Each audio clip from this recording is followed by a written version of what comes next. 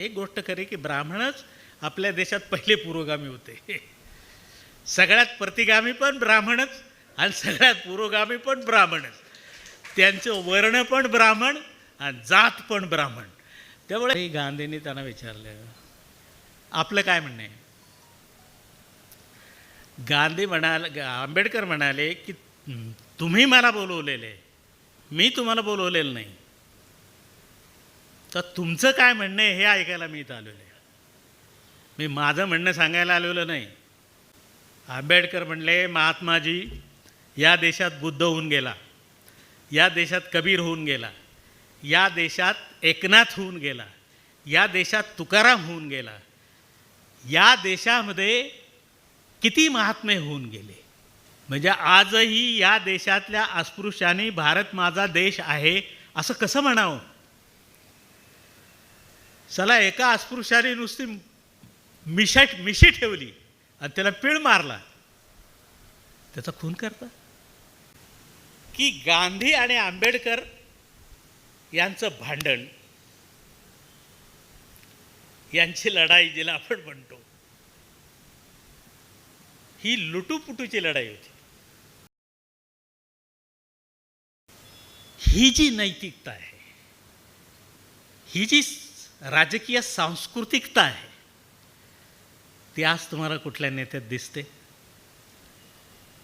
म्हणजे ज्यांच्या पापामुळे किंवा पुण्यामुळे,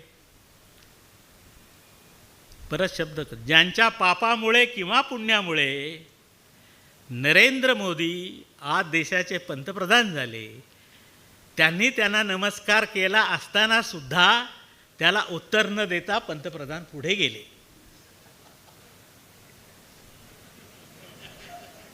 ही नैतिकता आहे. नैतिकता, राजकीय नैतिकता काय भानगड असते ही ती आहे.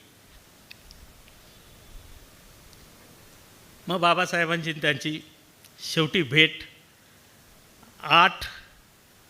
6 ऑगस्ट 1931 रोजी झाली. आता ही भेट झाली. राजकारण्यांचं एक मत, कारण मी राजकारणी लोक खूप जवळून बघितलेले आहेत, खूप जवळ. म्हणजे मी त्यांच्या ऑफिसमध्ये गेलो की तो उठतो, सगळ्या लोकांच्या समोर पाया वगैरे पडतो, बसतो.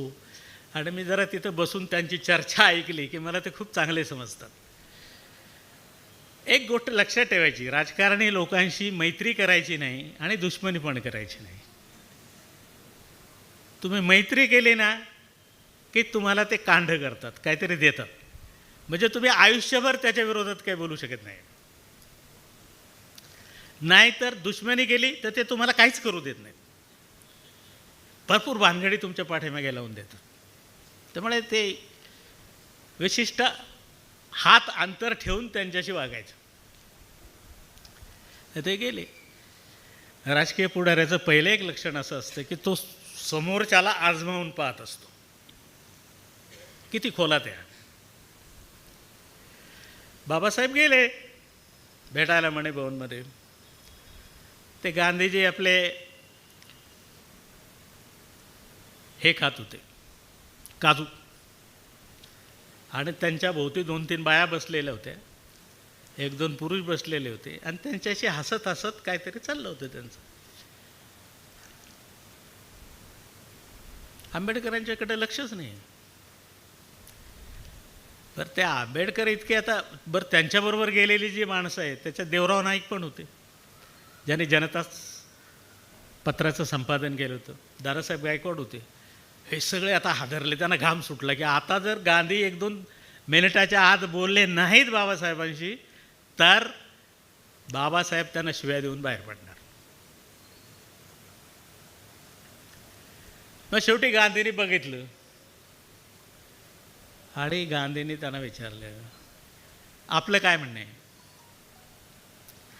गांधी म्हणाले, आंबेडकर म्हणाले की तुम्ही मला बोलवलेले, मी तुम्हाला बोलवलेलं नाही, तर तुमचं काय म्हणणं आहे हे ऐकायला मी इथं आलेलो आहे. मी माझं म्हणणं सांगायला आलेलं नाही. मग गांधीच्या लक्षात आलं की चला हा कोणीतरी वेगळा माणूस दिसतोय. गांधींना असं वाटत होतं का कोणीतरी ब्राह्मण आहे आणि अस्पृश्योद्धारासाठी जेवढे ब्राह्मण आहेत महाराष्ट्रात, एक गोष्ट खरी की ब्राह्मणच आपल्या देशात पहिले पुरोगामी होते. सगळ्यात प्रतिगामी पण ब्राह्मणच आणि सगळ्यात पुरोगामी पण ब्राह्मणच. त्यांचं वर्ण पण ब्राह्मण आणि जात पण ब्राह्मण. त्यामुळे हे सगळीकडे तेच आहे आणि या जगात जे जे काय आहे ते सगळे त्यांचंच आहे. त्यामुळे त्याने काय मागितलं तर नाही म्हणता कामा नाही असं मनुस्मृतीने सांगूनच ठेवलेलं आहे. या जगात सगळं जे धन आहे ते सगळं त्यांचंच आहे. पण त्यांना आपले एक मराठी लेखक जे होते, ज्यांचं माझं लहानपण त्यांची पुस्तकं वाचता वाचता गेलं, गड आला पण सिंह गेला, अमकं तमकं, हना आपट्यांनी त्यांना सांगितलं बाबासाहेब कोणत्या जातीचे आहेत. हे नंतर बेटीनंतर, तोपर्यंत गांधी हीच समजूत होती गांधींची की हा कोणीतरी ब्राह्मण माणूस आहे, ते इतका उत्कृष्ट इंग्रजी बोलतोय जे आपल्याला पण बोलता येत नाही आणि इतकं चांगलं हे करतोय, तेव्हा हा काही साधा माणूस दिसत नाही आहे. तर गांधी त्यांना असं म्हणाले की म्हणजे डॉक्टर, अजून आपल्या देशाच्या लोकांचा मानसिक बदल व्हायचा आहे. कारण आपल्याकडे एवढे सुधारक आहेत, आपल्याकडे एवढे कार्यकर्ते आहेत, तर तुम्ही हा मानसिक बदल होईपर्यंत कळ काढा. म्हणजे आता जे RSSवाले म्हणतात ना, तेच म्हणत होते ते की इतक्यात सहजासहजी कसा बदल होईल. हो थांबा ना जरा, वाट बघा. आणि मग आंबेडकर चिडले. आंबेडकर म्हणले महात्माजी या देशात बुद्ध होऊन गेला, या देशात कबीर होऊन गेला, या देशात एकनाथ होऊन गेला, या देशात तुकाराम होऊन गेला, या देशामध्ये किती महात्मे होऊन गेले. आणि एक अतिशय गांधीजींना लागणारं वाक्य बाबासाहेब म्हणाले की Mahatmas like fleeting phantoms raise dust but no level. की जगात असे अनेक महात्मे झाले ज्यांनी धूळ उडवली, पण जमिनीची लेवल मात्र कधीच उंचवली नाही. हे असं वाक्य बोलले गांधीच्या तोंडावर. मग गांधी म्हणले, डॉक्टर तुम्ही ज्या मागण्या पहिल्या राऊंड टेबल कॉन्फरन्समध्ये केल्या, तर त्या राऊंड टेबल कॉन्फरन्समधल्या मागण्या मला काही मान्य नाहीत. मी तुम्हाला काहीच देणार नाही, कारण तुम्ही हिंदू जनतेचा एक भाग आहात, हिंदू धर्माचा एक भाग आहात आणि मला हिंदू धर्मात फोडाफोड करायची नाही. बाबासाहेब म्हणले बरं झालं महात्माजी, हे मी तुमच्या तोंडून ऐकून घेतलं. म्हणजे मला आता सेकंड राऊंड टेबलमध्ये काय करायचं याचा अजेंडा ठरवता येईल. गांधीजी म्हणाले, डॉक्टर तुमच्या हातून या देशाची काहीतरी सेवा घडावी अशी माझी खूप इच्छा आहे. तेव्हा मातृभूमीसाठी काहीतरी तुम्ही करावं. बाबासाहेब म्हणले, महात्माजी मला मातृभूमी कुठे आहे? कोणती माझी मातृभूमी? कशी मातृभूमी म्हणू मी हिला? म्हणजे आजही या देशातल्या अस्पृश्यांनी भारत माझा देश आहे असं कसं म्हणावं? चला, एका अस्पृश्याने नुसती मिशी ठेवली आणि त्याला पीळ मारला, त्याचा खून करता. एका अस्पृश्याच्या मुलाने फक्त घोडा आणला विकत घेऊन स्वतःच्या श्रमाने, आणि तो घोड्यावर बसून गावातून चालू लागला, त्याला गोळी मारली. बाबासाहेब म्हणले, महात्माजी मला मातृभूमी नाही. महात्माजी म्हणाले, डॉक्टर असं कसं म्हणता? पहिल्या राऊंड टेबल कॉन्फरन्सला ज्यावेळी मी सगळा आढावा घेतला त्यावेळी तुम्ही या देशासाठी खूप काही केलेलं आहे. बाबासाहेबांनी म्हटलेलं जे पुढचं वाक्य आहे ना, ते कोणीच कोट करत नाही. फक्त मला मायभूमी नाही, सगळं नकारात्मक आंबेडकर ते घेऊन चाललेलं. मला मायभूमी नाही. बाबासाहेब म्हणले, गांधीजी मला मायभूमी नाही, पण मला सत्सत विवेक बुद्धी आहे, आणि माझ्या हातून या देशासाठी काही झालं तर ती माझी मायभूमी म्हणून नव्हे, तर माझ्या सत्सत विवेक बुद्धीकडून घडलेली ती घटना आहे, ती घटना असेल. एवढं बोलून बाबासाहेब उठले, गांधींना प्रणाम केला आणि म्हणाले, ठीक आहे, तुमच्या तोंडून तुमचं काय म्हणणं आहे ते मला ऐकायला मिळालं. आणि मग सेकंड राऊंड टेबल कॉन्फरन्सला गेले. सेकंड राऊंड टेबलला कॉन्फरन्समध्ये गेल्यानंतर त्याचा जो सगळा तपशील मी बघत होतो, हा संपूर्ण तपशील कुठल्याच चरित्रात नव्हता. तो याच्यासाठी नसावा की या लोकांनी त्यावेळेचे कागदपत्र तपासलेले नसावे.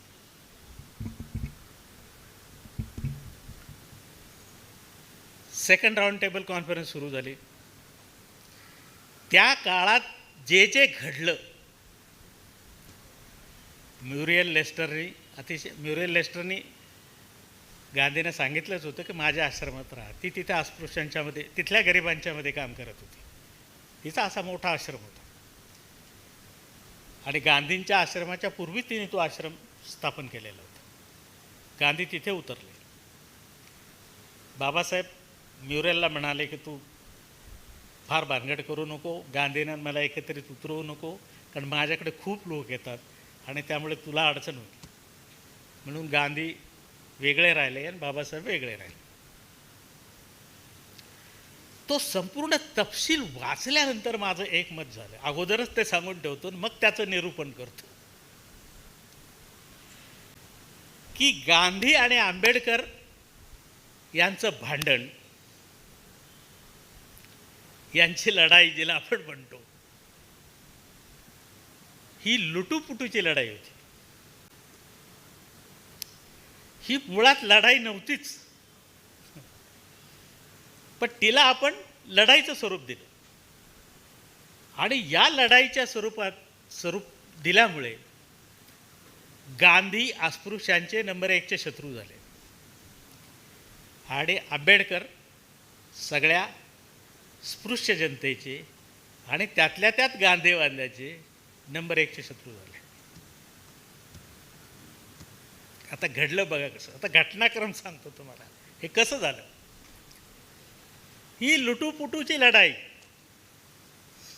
गांधी काय करणार आहे आंबेडकरांना माहिती, आंबेडकर काय करणार आहे गांधींना माहिती. तेव्हा आपण आता दोघांच्या भूमिकेपासून सुरू करू. आंबेडकरांची भूमिका काय होती. ज्यावेळी सायमन भारतात आला, 35ची राज्यघटना येणार होती, त्याच्या चाचपणीसाठी अगोदर गव्हर्मेंट ऑफ इंडिया ॲक्ट 1935 जो होणार होता भारतासाठी, या राज्यघटनेच्या पूर्वीची राज्यघटना. त्यावेळी सायमन आला भारतामध्ये आणि सायमनला साक्ष देण्यासाठी डॉक्टर सोळंकी आणि आंबेडकर गेले अस्पृश्यांचे प्रतिनिधी म्हणून. सायमनने प्रश्न विचारला, डॉक्टर तुम्हाला काय पाहिजे. ते म्हणले, मला पहिली गोष्ट पाहिजे की या देशातल्या कोणत्याही मायनॉरिटीला, अल्पसंख्याकाला स्वतंत्र मतदारसंघ देऊ नयेत. सायमन खुर्चीतून उठलंच असा. डॉक्टर काय म्हणताय काय तुम्ही.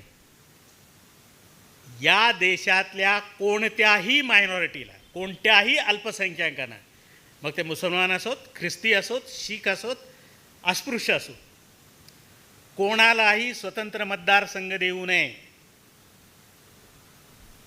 कारण तो लोकशाहीच्या विरोधी आहे. नंबर 1, स्वतंत्र मतदारसंघ दिल्याचे काय काय तोटे होतील, असे 6 तोटे बाबासाहेबांनी सायमनला दिलेल्या रिपोर्टमध्ये लिहिले. आणि काँग्रेसने लखनौ करार करून जी घोडचूक केलेली आहे की जिची परिणती कदाचित पाकिस्तानात होण्याची शक्यता मला स्पष्ट दिसते, तशी घोडचूक या राज्यघटनेत करू नये. माझ्या माहितीप्रमाणे माझा जो राजकीय मी राज्यशास्त्राचा विद्यार्थी आणि प्राध्यापक होतो आणि सगळं नॅशनल इंटरनॅशनल पॉलिटिक्स मी शिकवलेलं असलं तरी ते काय परिपूर्ण ज्ञान असेल असं नाही, पण जेवढं काही ज्ञान आहे त्याच्या आधारे मी असं वाक्य निश्चित बोलू शकतो की आंबेडकर हे भारतातले पहिले नेते होते की ज्यांनी भारतातल्या कोणालाही स्वतंत्र मतदारसंघ देऊ नये अशी खंबीर आणि ठाम भूमिका घेतली होती. ज्यावेळी गांधींनी मुसलमान, ख्रिस्ती आणि शीख यांना स्वतंत्र मतदारसंघ देऊन टाकलेले होते. त्याच्या अगोदर टिळकांनी करार केला होता जिनांशी. जिनांना पण नीट समजून घ्या तुम्ही. जिना काय हा राष्ट्रद्रोही माणूस नव्हता. तो गांधीजींच्या विरोधात याच्यासाठी उभा राहिला की ज्यावेळी खिलाफत चळवळ गांधींनी सुरू केली धार्मिक आधारावर, त्यावेळी तोच एकटा बुद्धिवादी माणूस होता की तो गांधींना म्हणत होता, तुम्ही तुमच्या राजकारणाला धर्माचा आधार घेऊ नका, ही फार मोठी चूक होईल. पण गांधी तिथे पण ऐकले नाही. गांधी सतत आम्ही शिकवताना असं शिकवायचं की गांधींनी राजकारणाचं आध्यात्मिकरण केलं. वा, काय शब्द होता. पण तसं नव्हतं. धर्म शिरला तेव्हा सेकंड राऊंड टेबल कॉन्फरन्स सुरू झाली. सेकंड राऊंड टेबल कॉन्फरन्स सुरू झाल्यानंतर मध्ये काही घटना घडल्या.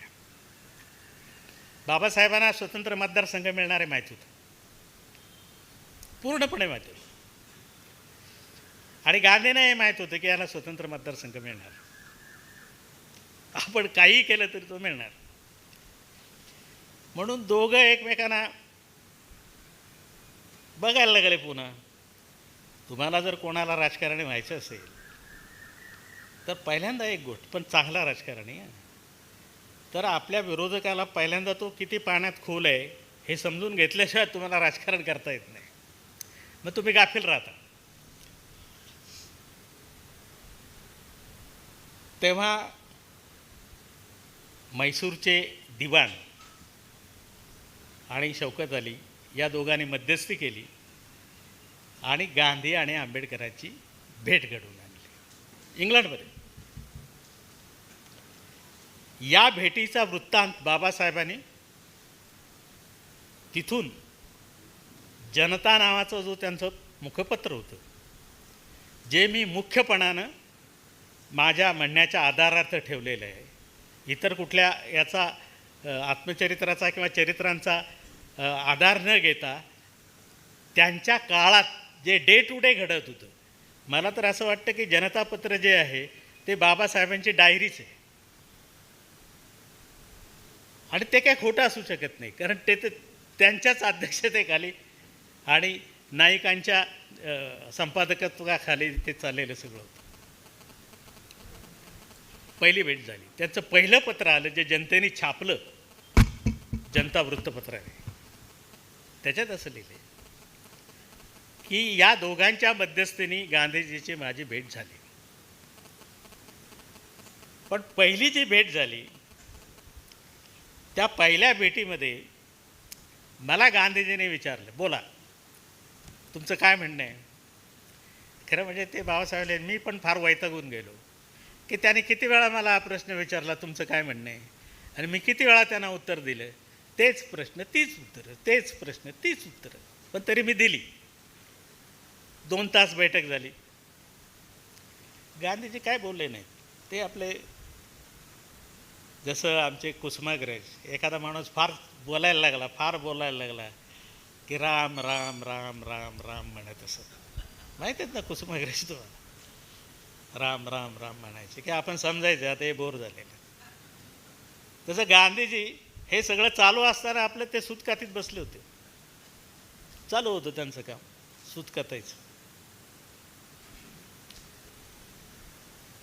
आंबेडकर गेले.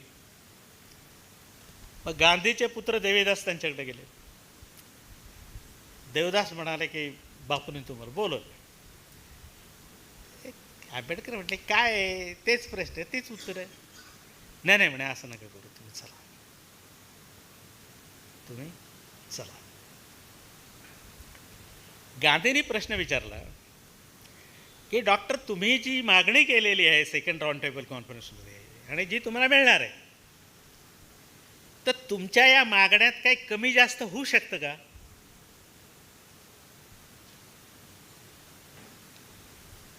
तर आंबेडकर म्हणाले होऊ शकतं म्हणजे माझ्या समाजाच्या फायद्याचं असेल तर मी आणि माझे सहकारी सतत तडजोड करायला तयार असतो.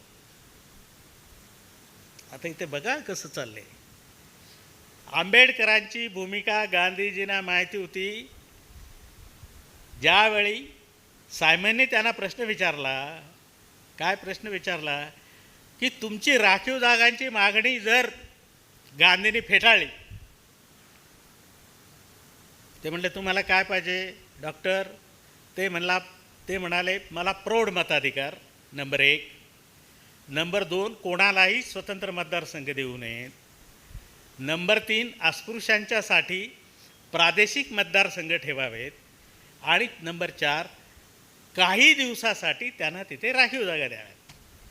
बस एवढीच माझी मागणी. माझी मागणी दुसरं काहीच नाही. पण या मागणीतलं एकही जरी कमी झालं नाही, तर तो ब्रिटिश राज्य करत होता, त्याला माहीत होतं गांधी काय करणार आहेत. ते म्हणले पण या 4 मागण्यापैकी एक मंजूर नाही झाली तर? ते म्हणले या 4 पैकी एकही मंजूर जर नाही झाली, एक मंजूर नाही झाली, तर मी स्वतंत्र मतदारसंघ मागेल. आता गांधी यामुळे अडचणीत आले. मग गांधीजी शोधायला लागले की आंबेडकरांचं नेमकी काय भूमिका आहे. आणि त्यांच्या लक्षात आलं की आंबेडकराशी आपली तडजोड अशी होऊ शकते की त्यांच्या ज्या मूळ मागण्या आहेत त्या मूळ मागण्या मान्य करून टाकायच्या, म्हणजे ते स्वतंत्र मतदारसंघाचा आग्रह सोडून देतील, कारण त्यांनी नवी केलेली मागणी आहे. आणि आंबेडकरांना हे माहीत होतं की हे कितीही स्वतंत्र मतदारसंघाच्या विरुद्ध बोलले तरी त्यांना याचं समर्थन करता येणार नाही बुद्धिवादी पद्धतीने, कारण त्यांनी अगोदरच घोडचूक करून ठेवलेली आहे या 3 अल्पसंख्याकांना स्वतंत्र मतदारसंघ देऊन. तेव्हा अखेर तिथं गांधींचा पराभवच होणार आहे. तेव्हा हे त्यांना हेच सांगावं लागेल. पण ज्यावेळी गांधीजी म्हणाले की डॉक्टर, तुमच्या मागण्यात काही तडजोड होऊ शकते का, हा फार महत्त्वाचा प्रश्न विचारलेला होता. आणि बाबासाहेबांनी त्याला होकार दिला होता. म्हणजे गांधीजींना हे माहिती होतं की आंबेडकरांना राखीव जागा आणि प्रादेशिक मतदारसंघ दिले तर ते स्वतंत्र मतदारसंघ सोडून देणार. बाबासाहेबांनी एक आणखीन पत्र जनतेला लिहिलं. ते लिहिल्यानंतर माझी अशी खात्री झाली की हे सगळे जे चरित्रकार आहेत ते सगळ्याचे बंडल आहेत. बाबासाहेबांचे मूळ पत्र पण तुम्हाला चरित्रात नाही टाकता आली. त्याच्यातलं आहे, त्याच्यात असं लिहिलं की गांधी बदलू शकतात, गांधी बदलू शकतात. आणि खूप गोष्टी लिहिल्या गांधीजींच्याबद्दल. मग कम्युनल अवॉर्ड आला. कम्युनल अवॉर्ड आल्यानंतर गांधीजी उपोषणाला जाणार आहे माहीत होतं आंबेडकरांना. तो माहिती आहे, पहिले 5 दिवस बाबासाहेबांनी एक अक्षर बोलले नाहीत त्याबद्दल. आणि गांधी स्वतंत्र मतदारसंघाबद्दल एक अक्षर बोलले नाहीत. त्यावेळची सगळी वर्तमानपत्र काढून ठेवा, माझ्याकडे कात्र नाहीत त्याची.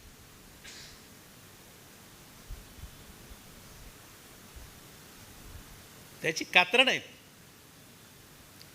आणि मग मी त्याचं इंटरप्रिटेशन करायला लागलो की अरे हे तर झालं अगोदरच झालेलं होतं यांचं, हे तर ठरलेलंच होतं.